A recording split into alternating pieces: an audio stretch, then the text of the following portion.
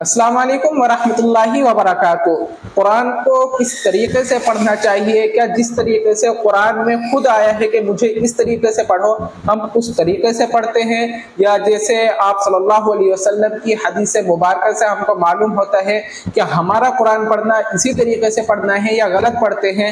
तरावी में हम किस तरीके से कुरान पढ़ते हैं, सारी की सारी चीज़ें मैं आज की इस वीडियो में डिस्कस करूँगा। आप लोगों को बताऊँगा कि कुरान किस तरीके से पढ़ना चाहिए, और इसके बाद पार्ट 1 करके पार्ट 2 करके मैं कुरान पढ़ने के दुनियावी और उखरावी फायदे बताऊंगा। तो वीडियो आने वाली वीडियो भी बहुत अहम है और ये वाली वीडियो भी बहुत अहम है, सारी बातों को ध्यान से सुनिएगा। देखिए, सबसे पहले हम हदीस की बात करते हैं।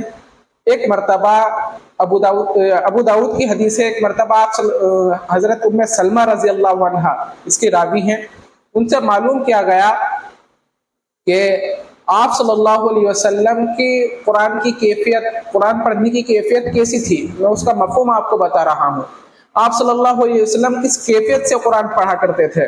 ये अबू दाऊद की हदीस है, हदीस नंबर है 4001।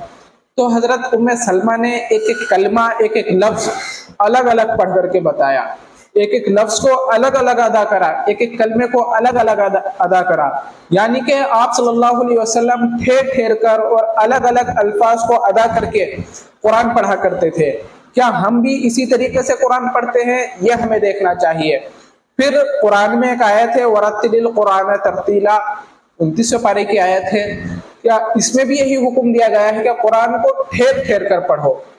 ये नहीं कि कहीं जल्दी तरावी का मौका है तो जल्दी जल्दी पढ़ दिया, बस उसमें भी इतनी जल्दी कर दी जाती है। उलमा ने इतनी जल्दी बताई है कि जो पीछे हमारे बुजुर्ग हैं वो बेचारे खड़े होने में उनको तकलीफ होती है, तो इसलिए थोड़ा जल्दी पढ़ दे। क्योंकि अगर हम ज्यादा देर से पढ़ेंगे तो 1 पारा होता है, 1.5 पारा होता है, 2 पारे होते हैं बास जगह, तो उनमें बहुत तकलीफ हो जाएगी। जो पीछे बुजुर्ग खड़े हैं उनकी रियायत करते हुए, देखिए शरीयत जो है सबका ख्याल रखती है, तो उनकी रियायत करते हुए थोड़ा जल्दी पढ़ने की वहां इजाजत है।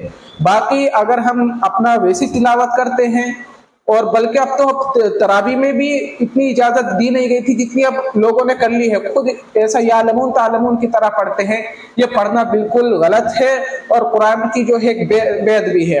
हदीस में भी यही बताया गया है कि कुरान को ठेर ठेर कर एक एक लफ्ज को और एक एक कलमे को अलग अलग अदा करें, और कुरान के अंदर भी यही आया है। कुरान करीम खुद कह रहा है कि मुझे इस तरीके से पढ़ो।